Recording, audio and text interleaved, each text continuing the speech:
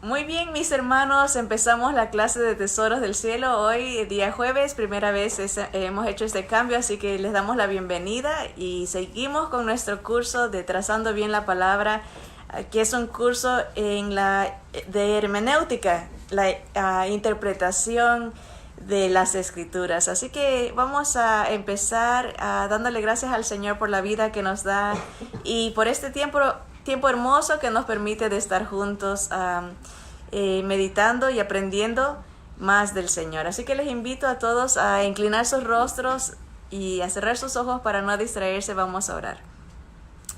Bendito Padre Celestial, gracias Señor porque estás en nosotros, entre nosotros y con nosotros, Señor. Si no fuera por ti, Señor, como hemos estado conversando, Señor, no tendríamos esperanza ni consuelo, Señor, no tendríamos propósito ni visión, Padre, pero es por ti, Señor, que tenemos todo eso y mucho más, Señor. El gozo que nos trae tu palabra, la presencia de tu Espíritu en nosotros, la paz, el amor que ha sido derramado en nuestros corazones a través de nuestro Señor Jesús, Señor, es algo que no tiene precio, Señor. Padre, te bendecimos porque eres bueno y para siempre es tu misericordia, Señor. Gracias porque eres sabio, Señor, y te ha placido darnos el reino, Señor, junto con tu Hijo, a nosotros que no éramos pueblo, nosotros que no éramos judíos, Señor, nos has alcanzado a través del Evangelio, Señor. Te damos gracias por eso, gracias por la esperanza de una vida eterna contigo, Señor, donde no habrá más muerte, no habrá más pecado, no habrá más dolor, Señor, no habrá más angustia. Señor, estaremos para siempre contigo, Señor. Gracias por esas promesas, gracias por tu palabra que te revela, Señor. Revela el propósito de redención, de esperanza en Jesús, Señor. Y gracias porque nos ayudas a ver esta revelación, nos ayudas a ver estas verdades, Señor. Te bendecimos y rogamos que tu Espíritu Santo siga dándonos entendimiento, siga abriendo nuestros ojos, Señor, y nos enseñe a escudriñar bien las Escrituras para encontrar a Jesús. Y es en su nombre bendito que oramos y lo alabamos. Amén, amén. Bien, mis hermanos, tenemos una página para el día de hoy, es la lección número 7. Y ahora hice algo diferente para ver si nos vamos aprendiendo los conceptos, ¿verdad? Yo sé que algunos de ustedes pueda que sea primera vez que nos acompaña, así que en la hojita está una línea para que usted complete el concepto, ¿verdad? Que complete lo que ya hemos aprendido y estamos repitiendo cada clase para que se quede bien profunda la verdad, que se quede el fundamento. Entonces la pregunta es, ¿qué es la hermenéutica bíblica? ¿Qué es la hermenéutica bíblica? Y pues es la ciencia del arte de la interpretación de las Escrituras. En otras palabras, nos enseña los principios y métodos de la interpretación. O sea, para que cuando abramos la Biblia entendamos el mensaje de Dios, o sea, porque a veces le ponemos interpretaciones personales, le ponemos lo que pensamos que dice, pero hay un mensaje verdadero, hay un propósito para el cual Dios dio esa porción. Entonces, la hermenéutica nos va a ayudar a interpretar correctamente a través de métodos o principios que son básicos para no tener una falsa interpretación, una mala doctrina. Y hemos explicado en clases pasadas que las grandes sectas o denominaciones falsas que han salido siempre salen por la mala interpretación de un solo versículo. O sea, agarran un versículo aquí, un versículo allá y dicen, oh, esto es lo que quiere decir, y forman su grupo, su secta, su religión, porque no ha habido una buena interpretación de las Escrituras. Y el Señor nos advierte que en los últimos tiempos saldrían doctrinas de demonios, o sea, mentiras, que tuercen, ¿verdad? La palabra precisamente porque no la han interpretado correctamente. Entonces, un estudiante diligente de las Escrituras tiene que saber interpretar las Escrituras o buscar el mensaje verdadero que el Señor dio a través de su palabra. Eso es lo que es la hermenéutica bíblica. El propósito de la hermenéutica bíblica es ayudarnos y ahí está una línea, y aquí les puse unas iniciales para acordarnos. Es para entender, es la E, es para entender, es para aplicar también a uno correctamente la palabra. Hay veces que si no entendemos el propósito, le vamos a dar una aplicación a otros. A veces agarramos un versículo y dice, esto es lo que dice para ti, y tú tienes que hacer esto, pero a lo mejor no. O a veces queremos aplicarlo para nosotros, justificar cierta cosa y decimos, aquí dice esto y por eso yo voy a hacer esto, cuando en realidad ese no fue el mensaje.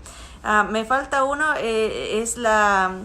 el propósito de la hermenéutica bíblica es ayudarnos a entender y aplicar, a ver si me acuerdo después de la S. ¿Tiene alguien el interpretar? Sí, es para interpretar, a saber, por eso está la S, a saber, para entender y para aplicar la palabra correctamente, ¿verdad? Así que por eso puse las iniciales, para no olvidarme, y casi me olvido, pero me acordé. La hermenéutica bíblica, el propósito es para ayudarnos a saber, entender y aplicar la palabra. Bien, hemos estudiado dos leyes de esta ciencia, de este arte, y la primera es de que la Biblia, aquí dice, la Biblia se interpreta a sí misma. Eso quiere decir que no va a haber contradicción entre una porción y otra. Cuando hay un pasaje o un versículo que uno no lo entiende bien, tiene que buscar pasajes paralelos, aún en otros libros o en el contexto, ¿verdad? Para entender cuál fue el mensaje que Dios tenía en mente, ¿verdad? La Biblia se interpreta a sí misma. También vimos la ley de interpretación número 2, y no es que sea ese el orden, pero es el orden en el cual hemos estudiado, ¿verdad? Entonces, es de que debemos de hacer una interpretación histórica, gramatical y contextual de los pasajes. O sea, cuando uno agarra un versículo, tiene que leer todo lo que está antes y después. Eso es el contexto. Así se puede entender mejor el mensaje. También hacer un análisis histórico, qué era lo que estaba pasando, para agarrar bien la idea, y la gramática. Cuando uno se va al original y ve qué quiso decir con esa palabra, descubre tesoros de enseñanza cuando va disectando una palabra. Por ejemplo, este domingo estamos estudiando en la iglesia el libro de Primera de Pedro, y está el versículo que dice que haya en vosotros este sentir que hubo en Cristo Jesús, el cual se entregó, ¿verdad? Y sufrió por nosotros, ¿verdad? Que haya en nosotros, y dice, armaos de este mismo sentir. Así dice la porción bíblica en español. En inglés dice, armaos de esta misma mente, que tengas este pensamiento de obedecer y sacrificarse por amor a otros, ¿no? Y entonces el pastor explicó la palabra armaos, y dice que es una palabra que habla de los gladiadores de ese tiempo, que se entrenaban, que los entrenaban desde que tenían 1 añito de edad, se los llevaban para entrenarlos, y que había un grupo de gladiadores especiales que eran como los super gladiadores, y a esa palabra armaos dice que esos gladiadores sabían ponerse de cierta manera para que cuando tiraban las flechas ninguna penetraba, y ellos se quedaban tranquilos hasta que las flechas dejaban, porque se están acabando las flechas, el enemigo se acababa las flechas, y en el momento que se acababa de mandar las flechas, se levantaban ellos y arremetían contra el enemigo. O sea que tenían su estrategia, eran habilidosos y unidos. Dice que formaban como un cubo, cosa que a ninguno le penetraba la flecha. Entonces, la idea de armarse es de tener una mentalidad de que uno va a aguantar los ataques del enemigo, las pruebas, todo, unidos con nuestros hermanos, porque tenemos amor a Dios y a nuestro cuerpo, ¿verdad? El cuerpo de Cristo, y juntos hasta que pasa el ataque para poder avanzar. Se avanza juntos. Entonces, solamente con interpretar una palabra gramaticalmente nos abre tanto el mensaje de que, porque si uno lee rápidamente, armados de este sentir, ni toma en cuenta el propósito de las implicaciones profundas, que habla de disciplina, habla de entrega, habla de aguante, ¿no? Que no, o sea, que no sea uno blandengue, ¿no? De que no, con cualquier cosita ya se acabó el mundo y no, vamos a aguantar porque somos soldados. Abre más la perspectiva cuando se busca una interpretación histórica, gramatical y contextual de los textos. Esto todo hemos visto en clases pasadas.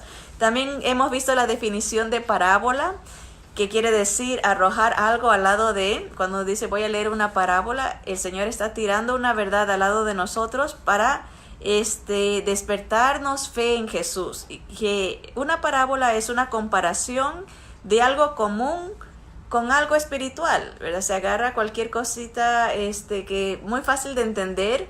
Por ejemplo, hemos visto la parábola de la mujer que perdió una moneda. Eso podemos entender nosotros, las mujeres, si se nos pierde algo, nos imaginamos inmediatamente cómo andamos cuando uno anda buscando algo.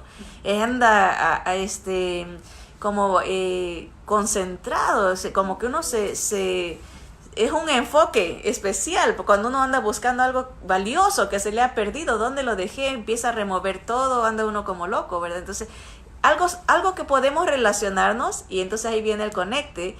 Asimismo, Dios busca al pecador, sale a buscarlo, vino a alcanzarlo. Él no es que está esperando que el pecador venga a mí. No, Él tiene una disposición de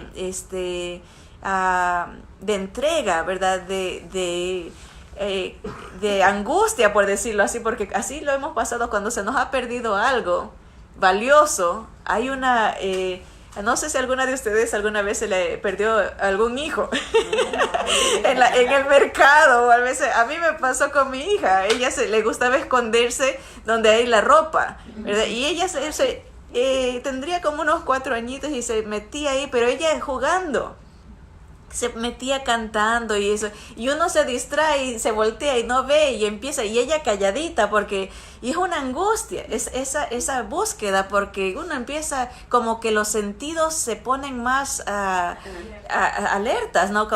Quiere oír, a ver si la escucha, o anda viendo a todos, a ver si alguien se la está llevando. Es una intensidad de dedicación. Y eso es la idea, que Dios dice, se me ha perdido algo valioso, y la intensidad de dedicación que voy a poner para encontrarte es tremenda. Y eso nos da un aliciente, ¿verdad? Cuando uno tiene familiares que están perdidos, que no conocen al Señor, Dios los va a buscar. Dios está tratando diligentemente de alcanzarlo. Y entonces la parábola pone algo con lo que nos podemos relacionar para enseñarnos una verdad espiritual, ¿verdad? Entonces así, se nos arroja algo, una verdad para que nosotros conozcamos mejor al Señor Jesús. Entonces el propósito de la parábola es fomentar la fe en Jesús. Cuando uno sabe que Dios lo busca de esa manera, puede tener confianza de que todas las cosas que pasan, Dios está en control, porque Él quiere, a través de las circunstancias, alcanzar a ese ser que Él tanto ama, que Él creó, no quiere perderlo, ¿no? Entonces nos trae consuelo, nos trae paz, nos trae tranquilidad, conocer al Señor Jesús. Y las Escrituras nos van a revelar a Jesús a través de estos métodos. Podemos encontrarlo y confiar en Él cada día más. El propósito principal de las escrituras en general, siempre tenemos que tener esto en mente cuando leemos la Biblia. Apenas la abra, usted sepa que el propósito principal de las escrituras es revelarnos al Hijo de Dios, a nuestro Señor Jesús. Las escrituras fueron dadas como un mensaje de parte de Dios para poder revelar a su Hijo. Y lo vamos a encontrar en todas las escrituras, en todos los libros, en todas las historias. Simple y llanamente tenemos que desarrollar la habilidad de encontrar a Jesús en las lecturas. Ahora, la semana pasada explicamos que el Señor Jesús y sus discípulos usaron en sus enseñanzas un método que los judíos conocían y estaban familiarizados, y que era el uso de porciones del Antiguo Testamento y compararlas con una verdad celestial y así darnos la interpretación. Eso es lo que se llama, vimos que el nombre de este método en hebreo es Midrash. Y yo sé que a lo mejor la semana pasada la clase estuvo un poquito complicada, y yo les prometo, hermanos, que hoy se va a aclarar un poquito mejor, se va a entender qué es esto del Midrash, porque hicimos un Midrash del Génesis, como una porción del Antiguo Testamento nos revela a Jesús, aún en historias que tal vez nunca lo habíamos visto, como en el caso de la historia de José. Habrá predicadores, maestros que agarran y dicen, leen la historia de José. Sí, José fue traicionado por sus hermanos, era amado por su padre y sufrió en la cárcel injustamente. Hubo una mujer perversa que lo calumnió y paran ahí y dice, bueno, ¿qué hemos visto aquí? Que nosotros vamos a sufrir y que pero si perseveramos, al final Dios nos va a levantar. Lo aplican humanamente la historia a nosotros. Pero si se usa en forma del Midrash, que es agarrar una historia del Antiguo Testamento y compararla con el Señor Jesús para entender una verdad celestial, vamos a profundizar en las Escrituras. Ahora, no con esto decimos que no haya aplicaciones. Obviamente la palabra está ahí para instruirnos, para lavarnos, limpiarnos, para conectarnos con la voluntad del Señor, y hay aplicación para nosotros, obviamente, pero la principal, lo más profundo, el tesoro está en encontrar a Jesús, porque teniéndolo a Él, tenemos todo.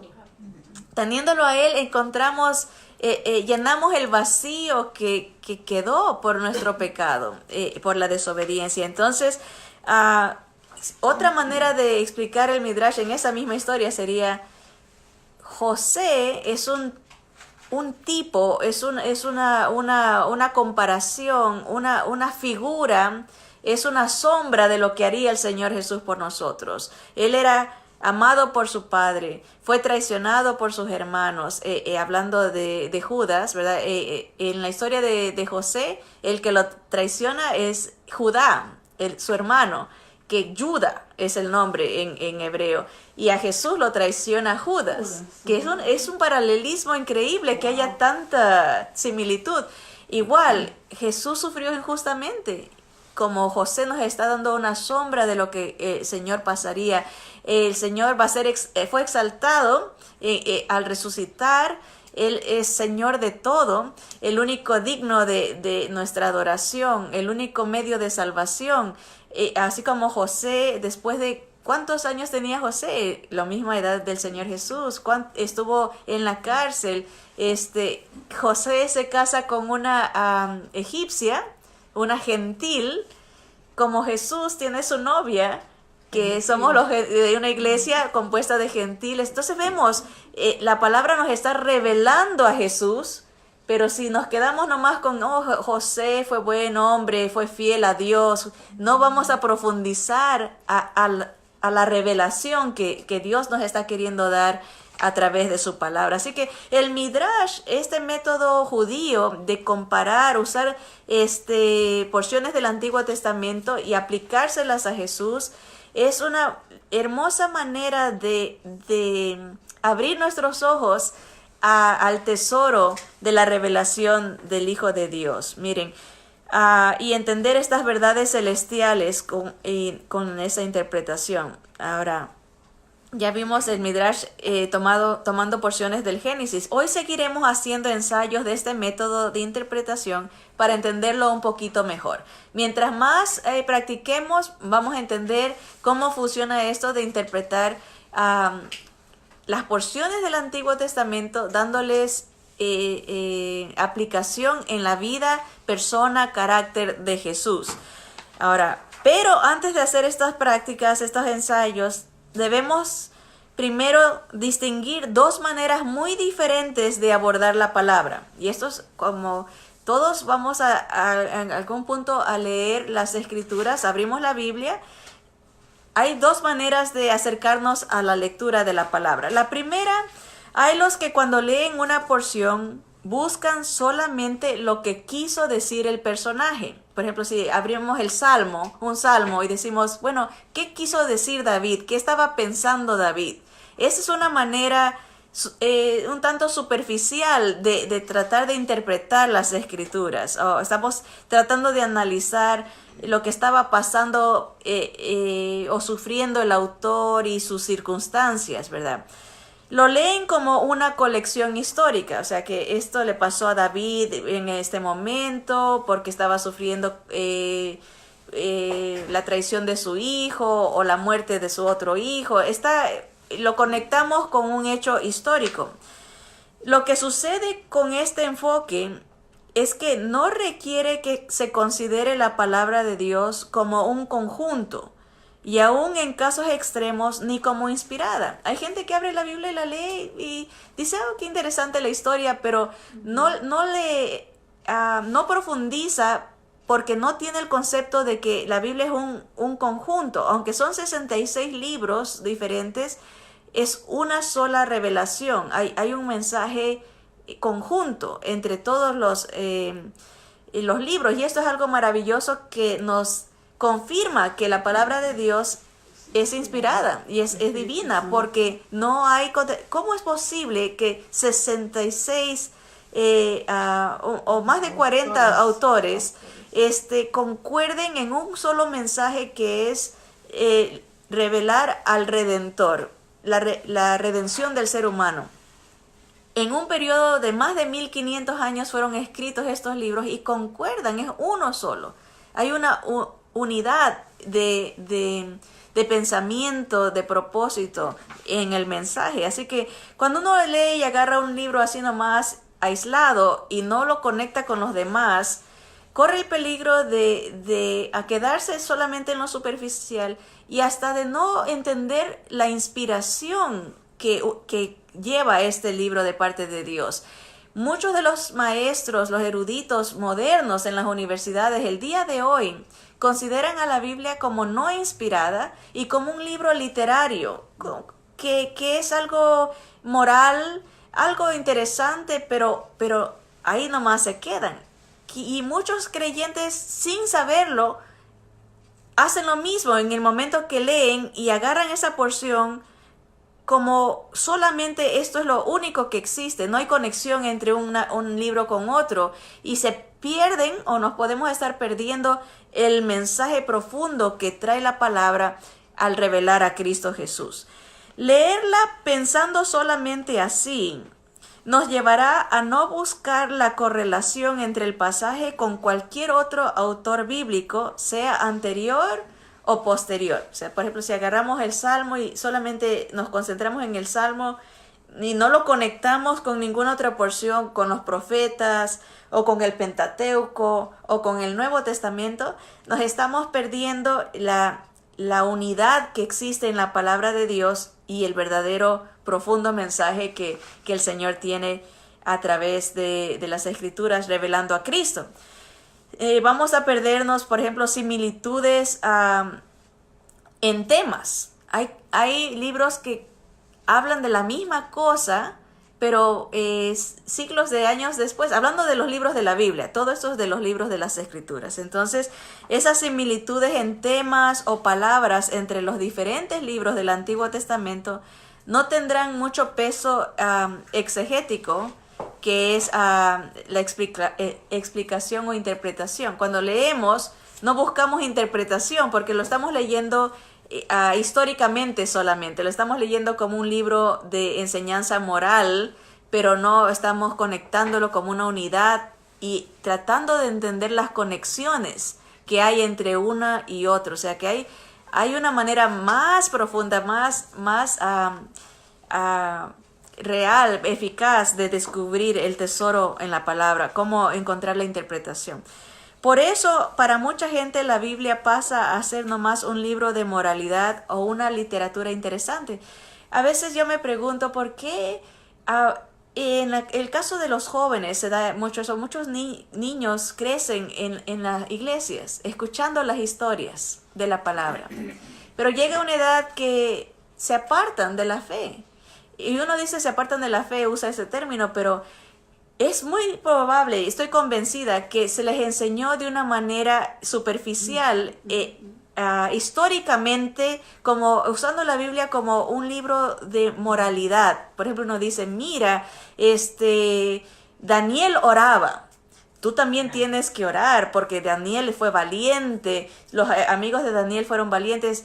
Y está bien dar esas enseñanzas, pero ese no es el propósito principal de las Escrituras, que es revelarnos a Jesús. Otra cosa es decir, mira, Daniel pudo vivir la vida que vivía porque él tenía a Dios en su corazón. Él conoció a Jesús. Daniel entendió quién era el Mesías. Y cuando uno tiene a Jesús, tiene una vida nueva. Y no es un esfuerzo humano que voy a tratar de ser valiente o voy a tratar de no mentir. No, se trata de que cuando Jesús vive en ti, te da nuevos deseos, te da nuevos pensamientos, te da un nuevo corazón. Es diferente el enfoque, por eso digo, se puede abordar la Biblia desde el punto de vista moral. Y en realidad uno después se pregunta ¿por qué? ¿Por qué se están yendo? Si les enseñé las escrituras, les enseñé la memorización. ¿Por qué? Porque no se les reveló a Jesús. No tuvieron un encuentro personal con Jesús. Se les enseñó moralidad, se les enseñó reglas, se les enseñó superficialmente la palabra, pero no se les enseñó que hay vida nueva, que lo que es experimentar un nuevo nacimiento en Cristo. Y la Biblia, Antiguo y Nuevo Testamento, nos revelan a Jesús en todas esas facetas, ¿verdad? Su carácter, su obra, su misión, el futuro de poder y de reinado. Es todo Jesús, Jesús, Jesús. Por eso puede estarnos sucediendo de que nosotros solamente estamos leyendo las escrituras y enseñándolas a nuestros familiares, a los niños especialmente, muy superficialmente, de una manera histórica, y no conectando la palabra con todo. O sea, no solamente es una porción aquí aislada, sino que hay una correlación, hay una unidad en las escrituras, en todos los libros. Ahora, esa es una manera de leerlo. La otra manera, podemos abordar o leer las escrituras creyendo que es la palabra inspirada por Dios, como leían el Antiguo Testamento de los judíos. Si yo les pregunto, ¿creen ustedes que la Biblia es la palabra inspirada de Dios? Yo sé que todos ustedes me van a decir sí creemos que es la palabra de Dios. Ahora, el problema es no es que es que lo negamos intelectualmente, lo creemos en nuestra mente. Sí, la Biblia es la palabra de Dios, pero muchas veces lo declaramos, pero si verdaderamente lo entendiéramos, nos llevaría a dos cosas. Primero, a leer la palabra como la declaración de Dios y su plan eterno para la humanidad. O sea, cuando abrimos la palabra, yo sé que viene de Dios. Hay un plan eterno revelado aquí. Tengo que encontrar ese plan que Dios me está revelando. Ahora, ese predestino que Dios escoge revelar paulatinamente usando portavoces humanos en la historia de Israel. O sea, va a haber una revelación que se va haciendo más clara a medida que avanza el tiempo. Va a hacerse más fácil entender el cumplimiento.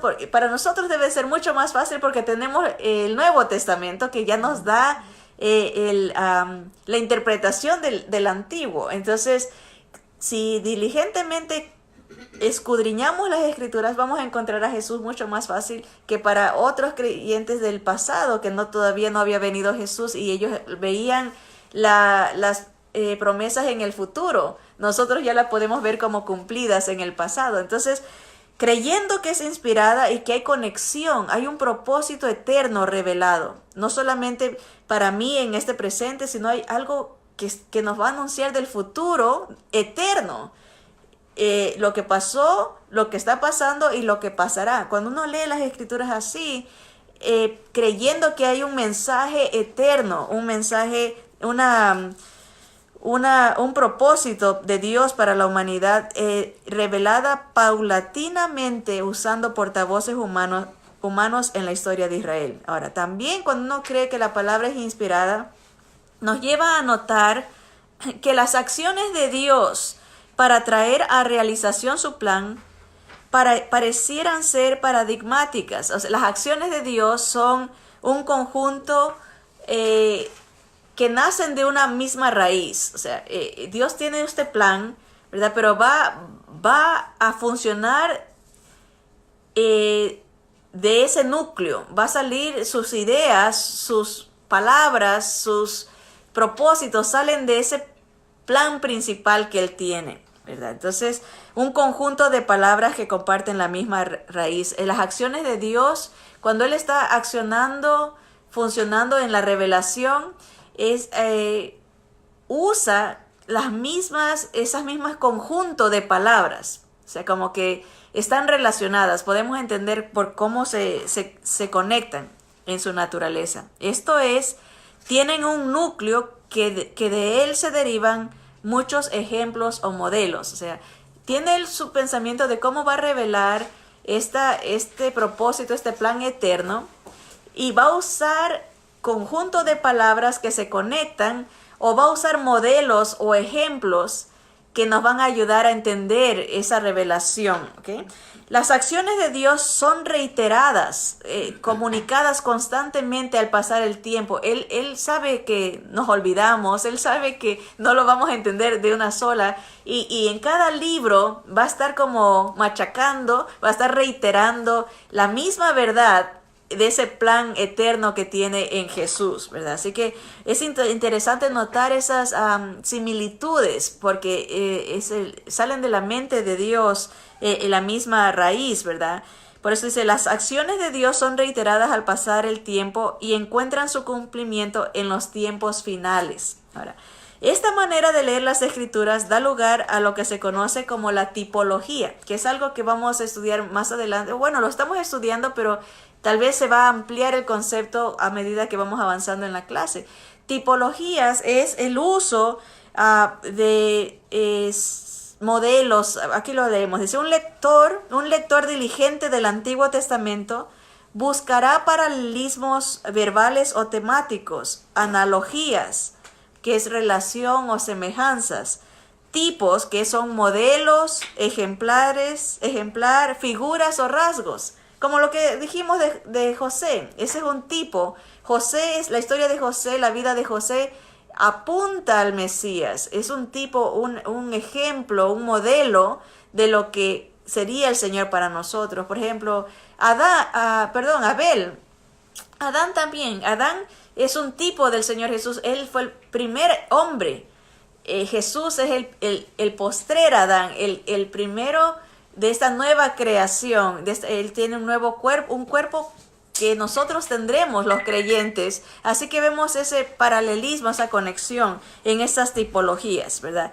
Entonces, estas interconexiones, una conexión recíproca, solo pueden venir de un autor omnisciente y omnipresente. Es verdad.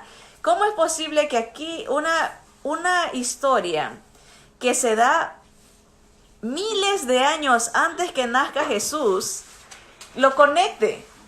Solamente alguien que vive eternamente y que todo lo sabe puede usar la vida de un personaje para proyectar miles de años después la enseñanza, el mensaje que quiere dar en el cumplimiento en Jesús, solamente Dios.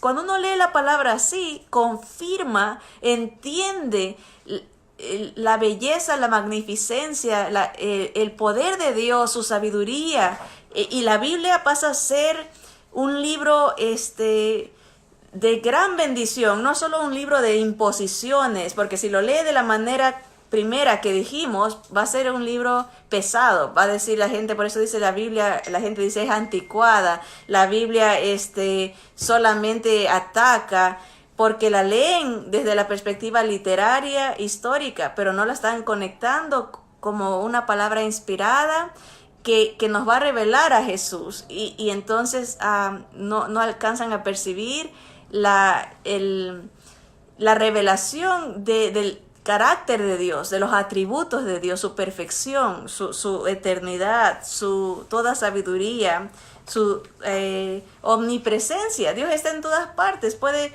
ver hace miles de años lo que pasó a una persona y cómo eso revela a Jesús en estas tipologías, en estos modelos. Así es exactamente como leían los judíos sus escrituras, o sea, el Antiguo Testamento. No como una colección de diferentes libros escritos por diferentes autores humanos en diferentes ocasiones, pero como si fuera un solo libro conectado. Lo que estoy leyendo aquí, ellos decían, tiene que ser, voy a encontrar la revelación o la explicación en otro libro. O sea, no se limitaban a un solo libro, sino que buscaban la manera de encontrar la interpretación en los otros libros. Obviamente por eso el Señor los reprendía y les decía, ustedes escudriñan las escrituras, porque las sabían escudriñar, pero no me encuentran a mí, y yo estoy en todo, dice, si les escudriñasen de esta manera, buscándome a mí, van a ver que las escrituras yo soy revelado en todas las escrituras, ¿verdad? El exégeta judío mantenía en mente que desde la perspectiva de Dios en la eternidad, las escrituras son realmente una unidad atemporal, o sea, sin tiempo, están unidas, en la que cada uno de sus versículos es simultáneo con otros semántica y temporalmente, o sea, el significado y el tiempo. O sea, por eso que estudiar el Antiguo Testamento de esta manera, para los eruditos, los que entienden el hebreo, ellos el arameo, estudian, cada palabra cada letra judía tiene una interpretación numérica también, o sea que le dan valor y estudian letra por letra. Dice que, por ejemplo, los que copiaban las escrituras, acuérdense que antes no había printers, no había copiadoras, había copiadoras humanas. Un ser humano tenía que copiar la palabra y empezaba, y dice que tenían las reglas numéricas, tantas letras tenía que tener una línea y tenían que contar para que sea exacto, y si se equivocaban, disponían de esa copia y la tiraban de una manera respetuosa, porque era la palabra de Dios. Tenían sus métodos de cómo deshacerse de esa copia, porque ya no servía, porque lo que buscaban era que sea perfecto, la transcripción del original, y así hacían las copias. Entonces, porque tenían ese concepto de unidad, tiene que haber unidad en letra, unidad en palabras, esa como dice aquí esa palabra, la semántica, el significado, buscaban el significado aún en las letras de cada versículo. Así es exactamente como ellos lo leían, ¿verdad? Me acordé de esto que dijo un creyente judío, un hermano que es judío y se convirtió al Señor. Dice, el Nuevo Testamento está escondido en el Antiguo Testamento, y el Antiguo Testamento está revelado en el Nuevo. O sea, cuando uno lee el Antiguo Testamento, tiene que leerlo conectándolo con el Nuevo. Hay veces que uno le dice, yo sé que he leído esto, el Señor Jesús dijo que esto hizo. O sea, que hay cosas que puede uno encontrar en el Antiguo Testamento que ya fueron reveladas en el Nuevo. Y cuando uno lee el Nuevo, tiene que buscar, como dice aquí, la revelación que nos dio el Señor originalmente en el Antiguo. Están conectados, esa es la idea, inspirados. El mismo autor es Dios, en su sabiduría no hay contradicción, hay una correlación entre un pacto y el otro, entre una revelación y la otra. Así dice, la Biblia es como un libro de estudio, tiene las respuestas al final, ¿verdad? Siempre cuando uno va a tener un examen, aquí en Estados Unidos se acostumbra a que muchos exámenes a libro abierto, ¿no? Entonces, no, dicen, nomás no vean las respuestas al final, porque ahí se nos da el fin. Y igual las escrituras, el Nuevo Testamento nos da las respuestas de lo que se leyó en el Antiguo. Así que vamos a hacer 2 ensayos rápidamente. Yo sé que el tiempo se va rápido y vamos a interpretar drásticamente los salmos y los profetas. Ya hicimos este ensayo en el Génesis buscando modelos que apuntan a Jesús. Ahora vamos a ver algo más en los salmos y aquí no nos alcanzó para poner de los profetas, pero solamente 2 salmos vamos a ver. Vamos a ver, primero escogemos el texto del Antiguo Testamento. Así vamos a empezar a aplicar este método del Midrash. Yo sé que esto es una palabra inventada, midrasticamente. Primero se agarra una porción del Antiguo Testamento. Tenemos en mente que la Biblia es un solo libro, está conectada. No nos vamos a limitar a solamente esa porción, sino que vamos a buscar la revelación de Jesús en esta escritura, ¿ok?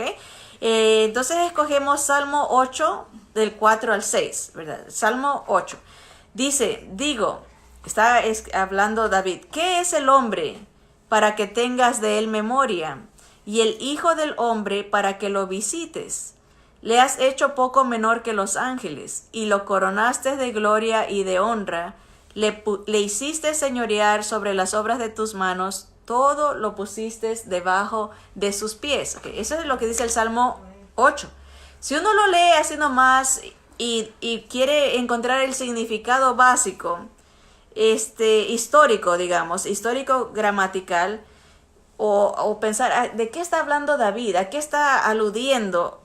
Nos vamos a proyectar a Génesis, porque dice que le hiciste señorear sobre las obras de tus manos, todo lo pusiste debajo de sus pies. ¿En qué está pensando? Bueno, está pensando en Adán. Génesis 1, 26, 28 dice, entonces dijo Dios, hagamos al hombre a nuestra imagen. O sea, lo hizo un poco menor que los ángeles, ¿verdad? Conforme a nuestra semejanza. Y señoree en los peces del mar, en las aves de los cielos, en las bestias, en toda la tierra y en todo animal que se arrastra sobre la tierra.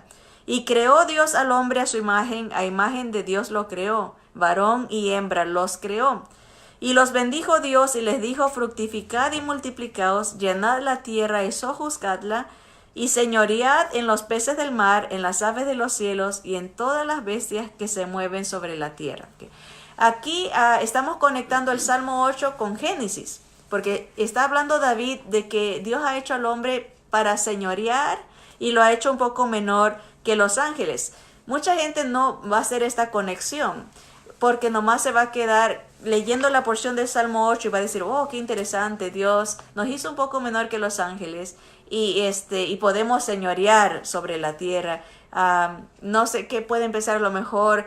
Tenemos autoridad, cómo lo aplican, ¿verdad?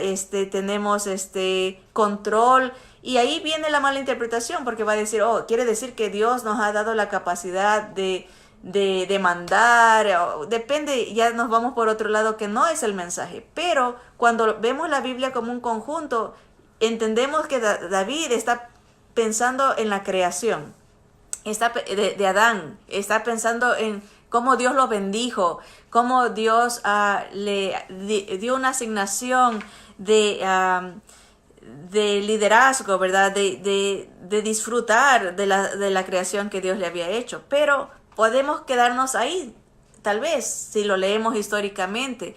Pero la idea del Midrash es interpretarlo, llegar a conectarlo con la revelación del Nuevo Testamento. Y ahí viene lo que hace el apóstol Pablo, o más bien el autor a los Hebreos. Miren en Hebreos 2, capítulo 2, versículos 5 al 9. Y vamos a ver de qué estaba hablando David. Okay. Leímos el Salmo 8 y dice ¿Qué es el hombre para que tengas de él memoria? Y el hijo del hombre para que lo visites. Le has hecho poco menor que los ángeles y lo coronaste de gloria y de honra. Le hiciste señorear sobre las obras de tus manos. Todo lo pusiste debajo de sus pies. ¿Okay? Esa es la porción del Antiguo Testamento que leímos. Ahora, Pablo nos da la interpretación midrástica. Dice el versículo 5 de Hebreos 2, más bien el autor a los Hebreos, dice, porque no sujetó a los ángeles el mundo venidero acerca del cual estamos hablando. Pero alguien testificó en cierto lugar diciendo, o sea, hablando de David en el Salmo, ¿qué es el hombre para que te acuerdes de él, o el hijo del hombre para que le visites?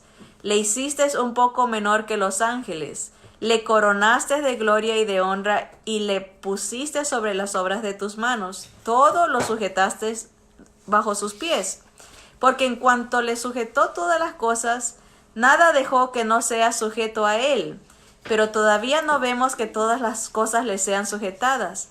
Pero vemos a aquel que fue hecho un poco menor que los ángeles, a Jesús, coronado de gloria y de honra, a causa del padecimiento de la muerte, para que por la gracia de Dios gustase la muerte por todos. Entonces aquí vemos la conexión del Salmo, midrásticamente interpretándolo, hay una relación entre toda la palabra, y el autor a los Hebreos nos dice, ¿de quién está hablando David?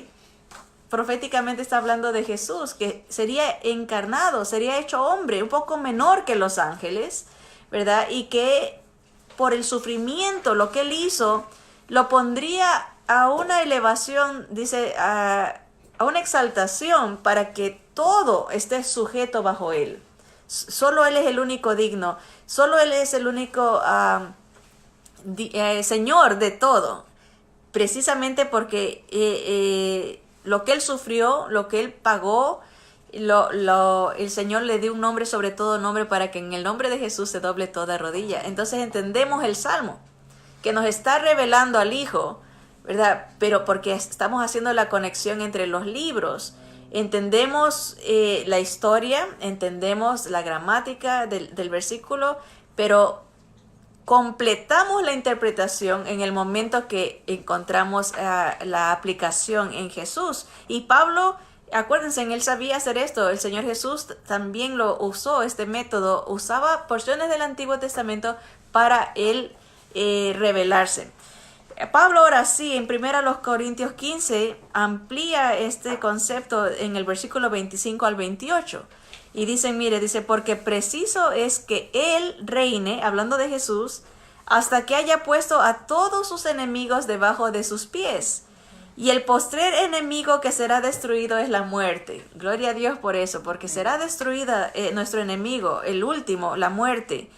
Porque todas las cosas las sujetó debajo de sus pies. Ven, ahí está lo que dice que las similitudes entre las palabras del Antiguo Testamento son básicas para hacer estas interpretaciones midrásticas. O sea que hay conexiones, hay similitudes en palabras, en pensamiento entre los libros de la palabra de Dios. Así que dice, todas las cosas las sujetó debajo de sus pies, y cuando dice que todas las cosas han sido sujetadas a él, claramente se exceptúa aquel que sujetó a él todas las cosas.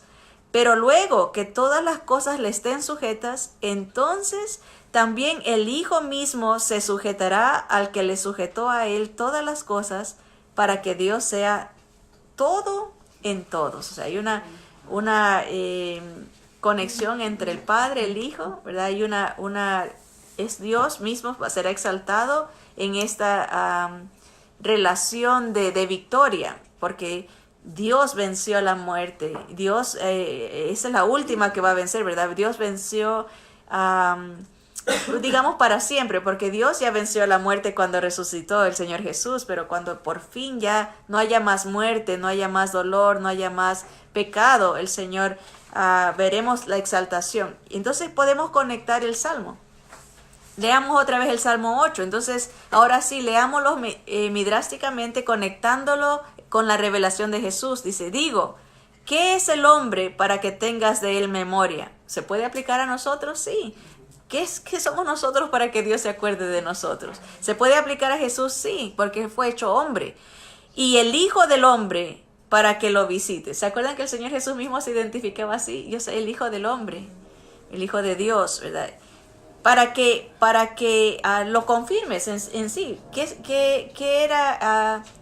Era la gracia de Dios, la misericordia de Dios que viene Él mismo para pagar nuestra deuda, para alcanzarnos la gloria, para rescatarnos, ¿verdad? Y por eso dice, aunque le hizo un poco menor que los ángeles, lo coronaste de gloria y de honra.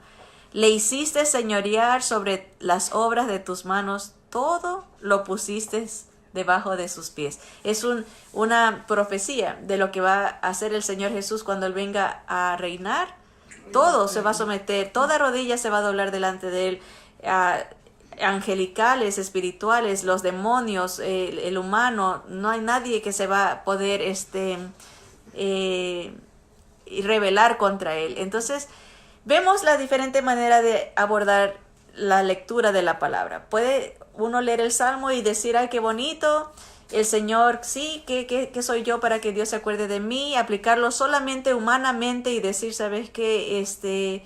Pero Dios me corona, y hacerlo como todo humanistamente, es decir, Dios me pone en honra, Dios me da gloria y me ayuda a enseñorearme, porque todo lo ha puesto Dios debajo de los pies, de mis pies. Y hay gente que dice, decláralo, Dios te ha puesto todo debajo de tus pies. Y entonces estamos interpretando humanamente las escrituras, pero si lo leemos en conexión con otros versículos, vamos a decir, qué maravillosa declaración. Jesús es el que se lleva la gloria. Jesús es el que lleva la honra, porque Él sufrió. Nosotros no hemos pagado nada, no podríamos, somos pecadores. Él es el perfecto, y por eso lo hace señorear a Él sobre todas las cosas, y todo lo pone debajo de los pies de Cristo, ¿verdad? Entonces es un mensaje cristocéntrico, una interpretación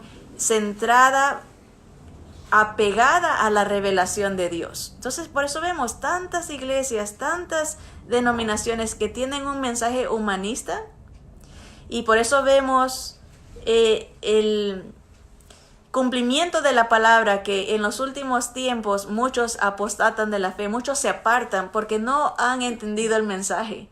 Hemos fallado en dar la revelación de Jesús en las Escrituras, porque solamente lo leemos históricamente y no entendemos este proceso del midrash, ¿verdad? De conectar las palabras, conectar los ejemplos, los modelos, conectarlas en la persona de Jesús. Miren el segundo caso, y con este terminamos. Otro salmo, Salmo 68, 15 al 18.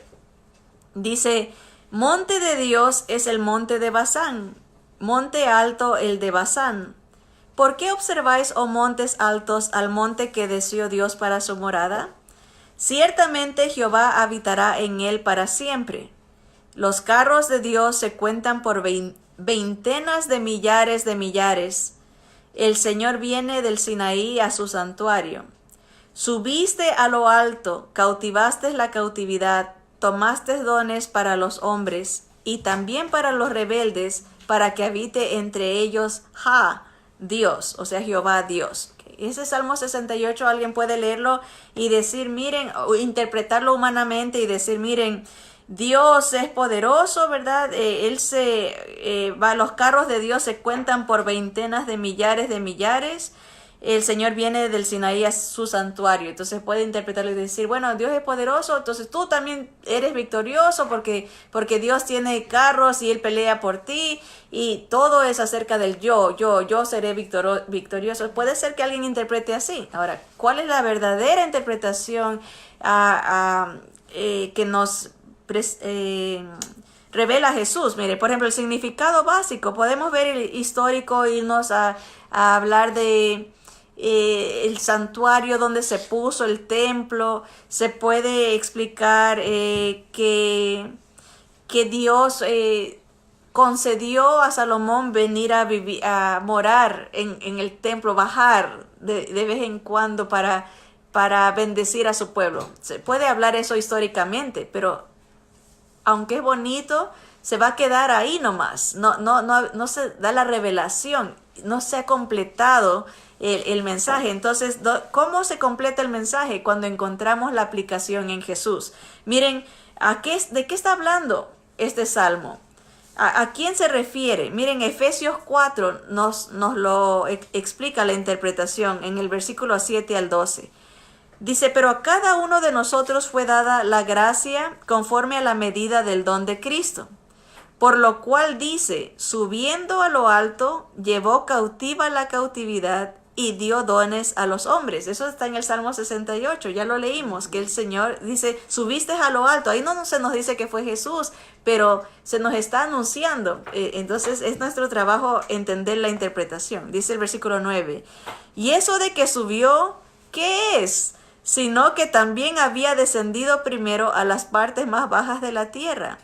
El que descendió es el mismo que también subió por encima de todos los cielos para llenarlo todo. O sea, el Señor Jesús se encarnó, bajó a lo más bajo que somos nosotros, se hizo hombre, bajó a las partes más bajas de la tierra en su humanidad y sube en su exaltación, ¿verdad?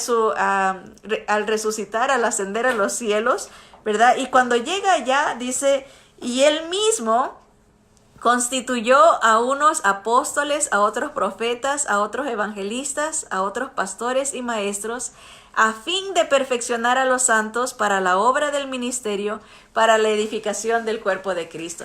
Entonces se nos da la revelación del Salmo 68. ¿Qué quiere decir esto de que subió a lo alto y, descendió y subió? Porque así dice el Salmo 68, y dice que tomó también dones para los hombres. Pablo aplica que los dones que el Señor ha dado a los hombres son los ministerios de apostolado, de evangelismo, como dice aquí, de maestros, pastores, profetas, para perfeccionar. Esos fueron los regalos que Dios dio. Cuando Él sube, ya a través de su Espíritu Santo, Él puede impartir esta sabiduría, como dice, un alumbramiento en sus hijos, como a Él le place. El Espíritu Santo reparte estos regalos de bendición que son para edificación del cuerpo de Cristo. Entonces vemos el Salmo 68, sí, si lo leemos históricamente, nos vamos a quedar en esa porción y nunca la vamos a conectar con otras palabras del Nuevo Testamento y nos vamos a perder la revelación completa que es en la persona de Jesús. Jesús vino, Jesús subió, resucitó, fue ascendido y al ser exaltado, coronado en gloria y en honra, se le concede repartir dones a los hombres a través de su Espíritu Santo. Por eso el Señor dijo, no estén tristes porque me voy, les conviene que yo me vaya, porque si yo me voy, les mandaré al otro Consolador. Jesús está en un cuerpo diferente a nosotros, visible, pero inmortal. No puede, con ese cuerpo, Él está en los cielos, pero a través de su Espíritu puede estar en todas partes, en nosotros, con nosotros, entre nosotros, por nosotros, a través del Espíritu del Señor. Entonces vemos la maravilla, la maravillosa revelación que se nos está dando miles de años antes de todo lo que haría el Señor por nosotros, aún en mandarnos su propia presencia a través de su Espíritu Santo. Así que tremendas bendiciones. Encontramos, cuando hemos visto 2 salmos nomás, vamos a tratar de hacer unos cuantos ensayos más en otras clases con unas porciones tal vez de los profetas o cualquier porción del Antiguo Testamento. Nuestro trabajo es no solamente quedarnos ahí.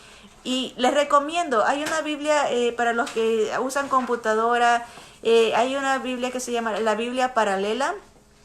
Usted ponga Biblia Paralela y ponga un versículo en esa aplicación que se le da y le va a dar todos los versículos que se conectan con esa porción. Entonces pues, le va a dar otras versiones, le va a dar, así se llama, la Biblia paralela.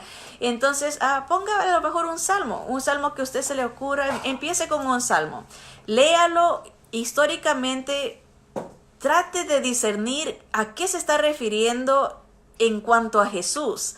Pero en esta Biblia paralela ya de un solo le van a dar otras versiones y le van a dar ya el cumplimiento de esa porción. Ahora, a eso se puede hacer con todos. La habilidad está en querer encontrar al Señor.